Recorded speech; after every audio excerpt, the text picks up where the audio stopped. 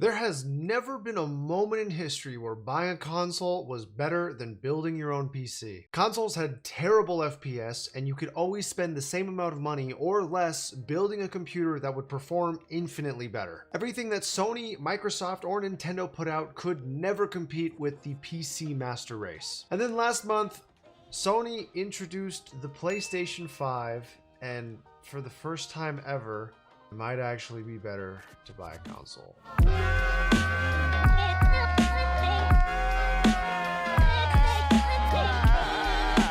This video is sponsored by Honey. Honey is a browser extension that helps you save money by applying coupon codes to your cart when you're about to check out. The best part is, it's free. Imagine you're on one of your favorite websites about to check out on Newegg, Domino's, or AliExpress. A little box drops down as you're at checkout, helping find you a promo code that applies to what you're trying to buy. All you have to do is click apply coupons and it will automatically search the internet, finding you a promo code. For me, every single time I need to buy keyboard parts off of KBD fans, Honey helps save me money. I add my item to cart, and when I go to check out, I apply any of the coupons that Honey can find me. And as you can see, Honey automatically finds me the best promo code and saves me money every single time I check out. Let's be honest, we all buy a lot of things online, and if Honey can help save you money every single time you go to check out, you are going to save yourself a lot of money. There's a reason they have over 17 million users and have saved people over $2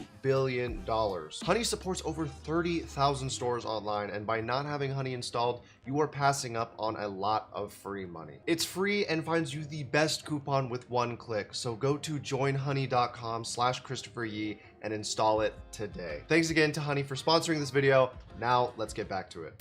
Just so you know what we're up against, here are some of the specs. An 8-core processor clocked at 3.5 gigahertz, a GPU capable of 10.28 teraflops of power, 16 gigabytes of GDDR6 RAM, and an 800 gigabyte NVMe SSD. In English, this thing is badass. Now I know most of you are probably like, why are we complaining about technology getting better? Isn't that supposed to happen as time goes on? Yes, that is supposed to happen. The problem is that somehow all of that only costs $500. For specs that powerful, you would normally find that in an $800 computer. For this video though, we're going to focus on one spec specifically: 10.28 teraflops of power. That is the amount of power that comes from the PS5's graphics processing unit. In case you don't know, a teraflop is a unit of measurement for computing speed. Every graphics card has an amount of teraflops they can output. The equivalent of that power would come from a GTX 1080. And right now, if you try to find that graphics card, even used, it sells for $350, which is basically almost the entire $500 it costs for the PS5. So hopefully, if you didn't already understand the hype behind the PlayStation 5, now you know. It is a lot of performance for not a lot of money. On top of that, Sony has games that are coming out exclusively for the PlayStation 5. So other than the console being priced insanely well, if you want to play classics like Ratchet & Clank, Marvel Spider-Man, and Demon's Souls, and more, then you need to get a PlayStation. So what do? Sell our computers and give up? Honestly,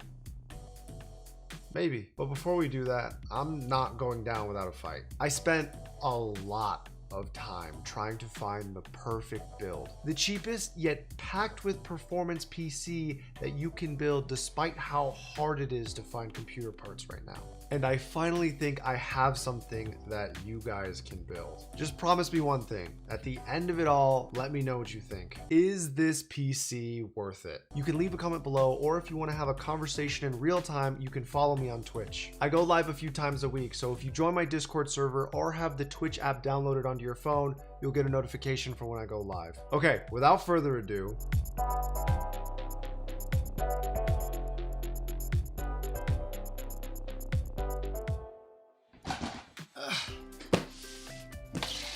yes, I'm aware this isn't the prettiest presentation, but at least this computer won't look like a router. Keep in mind, this build is not ideal due to the availability of parts and delivery times, but the core parts of this build are possible to recreate. For the processor, we have the Ryzen 5 1600. Even though this processor has a little bit of age to it now, considering all the newer options that are out, it is still able to game very well and is very, very cheap. If you were looking to upgrade even slightly from something that is 6 cores, 12 threads, you would be paying at least an extra $50 to $60. And at $105, this thing is great. For the motherboard, we are going with the cheapest option available, which is the Gigabyte A320, aka the bare minimum. This motherboard comes in at $55, and for a motherboard that supports DDR4, I am surprised we can still get it for this cheap. This is such a poor motherboard that it actually only supports RAM that is 266 megahertz. So, in order to maximize on the value of this build, we got Patriot Signature RAM, 8 gigabytes of 266 megahertz frequency.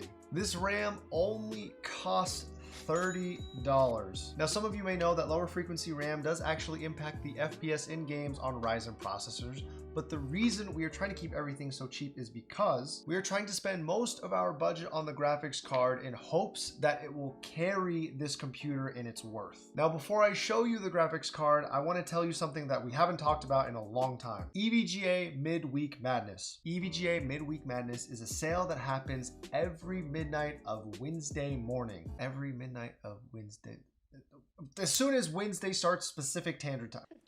Today, Junior? For a long time, especially considering the current state of things going on in the world, it has been dry. To give further detail, in case you don't already know, it is a sale that is put on once a week by EVGA, selling all of their B-stock products that get returned to them. All of these products are tested, and some of them are just returns that were barely used by customers who purchased them originally. Now, like I was saying, lately, that sale has been absolute garbage. There have been no good parts and no good deals that have gone online. However, these last couple weeks, they have actually been posting a lot of graphics card options for significantly cheaper. There were 2 cards that I bought specifically for this build, and it's up to you to choose which one you would want to go for depending on your budget. Inside here, we have a GTX 1660 Ti as well as an RTX 2060 XC. The 1660 Ti normally sells for about $280, yet this was available for $220. For the RTX 2060, this card normally sells for $350. However, this was available for only $270. The 1660 Ti is capable of putting out 11 teraflops, whereas the RTX 2060 is capable of putting out 12.90. Both of these cards are comparable in terms of their raw GPU strength to the PlayStation 5. Obviously, there is a $50 difference, so whichever card you end up going for is up to you. In this video, though, we're going to be using the RTX 2060 because, well, you know, I'm insecure. I want to see bigger numbers. I'm kind of compensating. For the SSD, unfortunately, we're not able to compete with the 800 gigabyte NVMe SSD, which is insane. So to try and keep things around the $500 mark, we went with a 240 gigabyte SSD from ADATA. It's not much, but it's definitely more than enough to try out a few games. Now, for the power supply, this one's a little bit tough. Most 500 watt power supplies online right now are going to go for at least $60. However, when I was in LA, I picked up a power supply for only $25. Obviously, this is an in-store deal provided by Micro Center, and if you have one near you, then you are able to do this. If you are not and you need one in this price range, then you're gonna have to try to get one trusted from a friend secondhand. Now, lastly is the case. Unfortunately, I wanted to order something offline, and there are quite a few $40 options that you can get sent to you. However, the earliest arrival date of a case in my city is not for another 2 weeks. So I do have a Corsair 275R lying around, which I shattered the tempered glass from, so it's not going to be used for anything else. So I figured I would use it in this video and just call it a $40 purchase because there are plenty of cases out there, like I said before, that you can buy. At the end of the day, the point of this build is to get performance, so I hope you will excuse the look. So if you add all of that together, then you are looking at $555 for this build. Remember, if you go for the 1660 Ti option, then you get it down to $505. I know that's more than the speculated $500 price for the PS5. Again, we are trying to make the best thing that is possible with what's available right now. However, for the performance that is going to come out of this for $550, we're looking at something pretty nice. So without further ado, we're going to start building this thing and see just how good it is.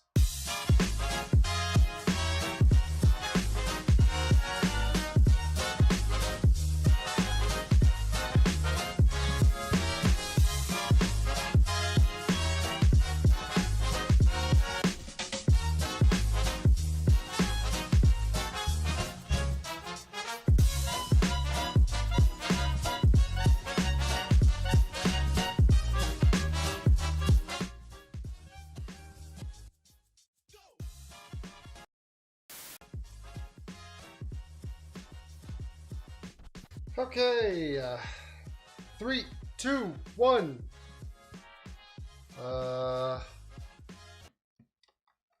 Oh, no, no, no, no, no, no. Hey, okay, woo. Oh, I thought the fucking, whoa. Yeah. Round 2. Okay, so now that we've got some games installed, we are going to try and see what this thing is capable of.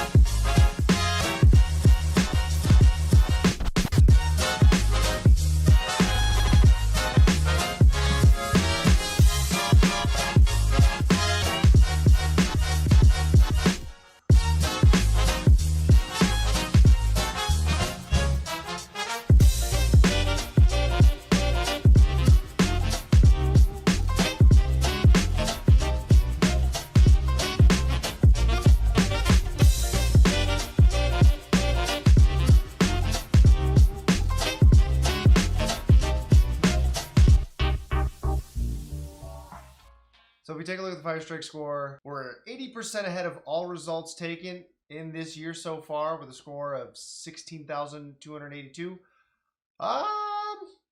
You know, that's kind of where I expected to be. For $550, getting there, can you find any other pre-built that gets to that level? Absolutely not. Can you find a console that gets to that level? Yeah, probably. It's called the PlayStation 5. So, is this computer worth building? Frames wise, I have a feeling that this is going to be pretty identical performance to what you're going to see in the PlayStation 5. I don't think that we beat it performance wise. However, you have to keep in mind, even though there are exclusive titles to the PlayStation 5, there are also exclusive titles to the PC. If you're an esports gamer and you like being competitive, there are still games that you can only play if you have a computer. And honestly, one other perk of going this route that I didn't even touch on earlier is the fact that we have ray tracing technology in a computer that costs less than $600. I cannot think of another budget build on the internet that successfully has this that is not incredibly bottlenecked. So while this thing might not blow the PlayStation 5 out of the water with frames, it still is incredible and is a great option to build, especially considering the times and how expensive computers are. Finding RTX cards and RTX builds that you can put in for a system this cheap is definitely impressive. So if you are looking to build this and recreate it, I will put links in the description so that you guys can try and get this for yourself. It's a very simple build. This is not complicated to put together at all. If you are lost, I have a tutorial on how to build a PC on this channel. But anyways, I hope you guys found this video creative, entertaining, or informative in any way, shape, or form. And as always, have a great day.